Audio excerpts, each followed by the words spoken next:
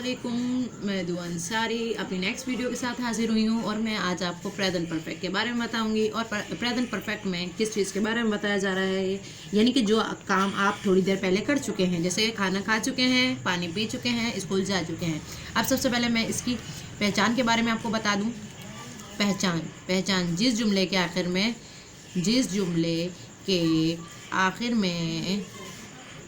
चुका है, चुकी है, चुके हैं, वो प्रेजेंट परफेक्ट कहलाता है। ठीक है, प्रेजेंट परफेक्ट कहलाता है। अब यहाँ तक आपको समझ में आ गया होगा कि मैं यहाँ पर प्रेजेंट परफेक्ट की बात कर रही हूँ, जिसके आखिर में चुका है, चुकी है, चुके हैं वगैरह आता है। इसकी पहचान से ही आप जुमले की पहचान कर सकते हो।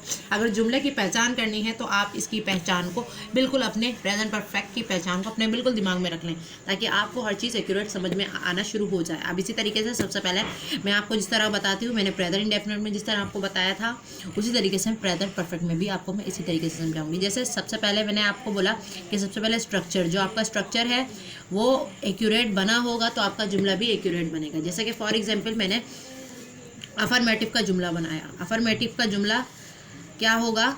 अफर्मेटिव जुमला मतलब सादा जुमला। ठीक है, वो किस तरीके से बनाऊंगी मैं कि मैं खाना खा चुकी हूँ। सही, मैं खाना खा चुकी हूँ। तो इसमें मैं सबसे पहले अब आपको फॉर्मूला भी बताऊंगी और एक्यूरेट ऐसे सेंटेंस भी बनवाऊंगी। अब अफर्मेटिव का फॉर्मूला देखिए। अफर्मेटिव का फॉर्मूला क्या है? Subject plus has have plus verb की थर्ड फॉर्म प्लस ऑब्जेक्ट, यानी कि इसमें आपकी वर्ब की थर्ड फॉर्म मौजूद होगी। अब मैं आपको ये भी बता दूं कि मैं खाना खा चुकी हूँ, तो मैं इसकी इंग्लिश क्या बनाऊंगी? आई हैव ईटन फूड, यानी कि हम यहाँ पर ईट नहीं लगाएंगे, ईट की थर्ड फॉर्म लगाएंगे। ईट की जो थर्ड फॉर्म होती है वो ईटन होती है, और आई के साथ हैव लगता है, जिसके साथ भी हैव लगता है मैं आपको वो चीज़ें बता देती हूँ ताकि आपके दिमाग में भी मौजूद रहे। जैसा कि हमारे पास आई हो गया, सही है, हमारे पास आई हो गया। ठीक है, आई के साथ हैव, यू के साथ हैव, ठीक है, वी के साथ हैव, सही है, शी के साथ हैज़, ही के साथ हैज़, सही है। आपको ये सब मालूम होना चाहिए, ठीक है। और उसके अलावा आपको ये भी पता होना चाहिए कि हमें किस तरीके से एक्यूरेट पढ़ना है।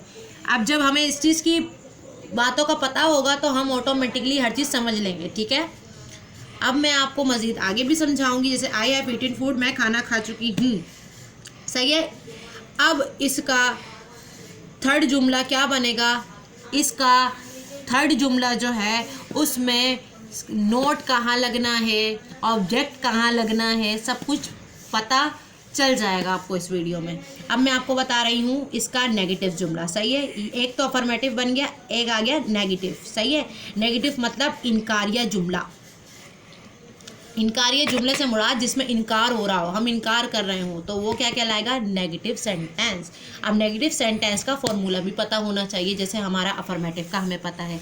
अब इसका हमारे पास आ जाए सब्जेक्ट प्लस, ठीक है, ये जो हैज़ हैव है ये आपका हेल्पिंग वर्ब है, इसके बिना आपका जुमला कंप्लीट नहीं है। अब सब्जेक्ट प्लस, सही, हैज़ हैव प्लस वर्ब की थर्ड फॉर्म, वर्ब की थर्ड फॉर्म प्लस ऑब्जेक्ट, ठीक है। और आप पीछे की जितनी भी बातों की आवाज़ें आ रही हैं बिल्कुल उन पर दिमाग मत लगाइएगा। आप सिर्फ इस चीज़ पर दिमाग लगाइएगा जो मैं आपको समझा रही हूँ, क्योंकि मे भी मोस्ट इम्पॉर्टेंट है ये, ठीक है।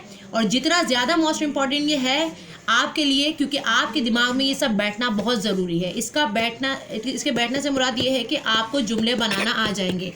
अब आपको जुमले उस तौर पे बनाना आएंगे जब आप इसमें दिमाग लगाएंगे। आपको फॉर्मूला नहीं पता होगा, आपको सेंटेंस के बारे में कुछ भी समझ में नहीं आएगा।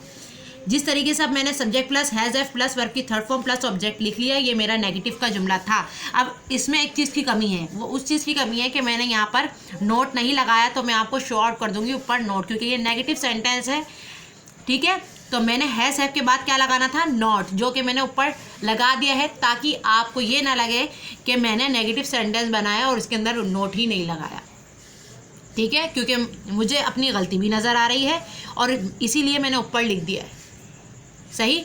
अब इसके अलावा मैं आपको जो है इसके नेक्स्ट फॉर्मूले के बारे में बताऊंगी। नेगेटिव तो हो गया, लेकिन नेगेटिव सेंटेंस भी बनाना है। जैसा कि हमारे पास था कि मैं खाना खा चुकी हूँ, तो अब मैं क्या बनाऊंगी, मैं खाना नहीं खा चुकी हूँ, ठीक है।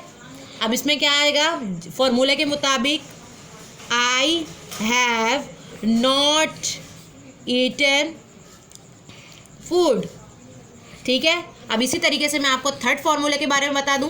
थर्ड फार्मूला कैसे बनेगा आपका, और ये क्या कहलाएगा, इंटेरोगेटिव, ये आपका थर्ड फार्मूला होगा। जैसे सब्जेक्ट प्लस, अब इसमें सब्जेक्ट पहले नहीं आएगा, ये बात भी अपने जहन में रखें, सब्जेक्ट पहले नहीं आएगा, सबसे पहले हेल्पिंग वर्ब आता है। तो has have plus subject plus verb की third form plus object, understand.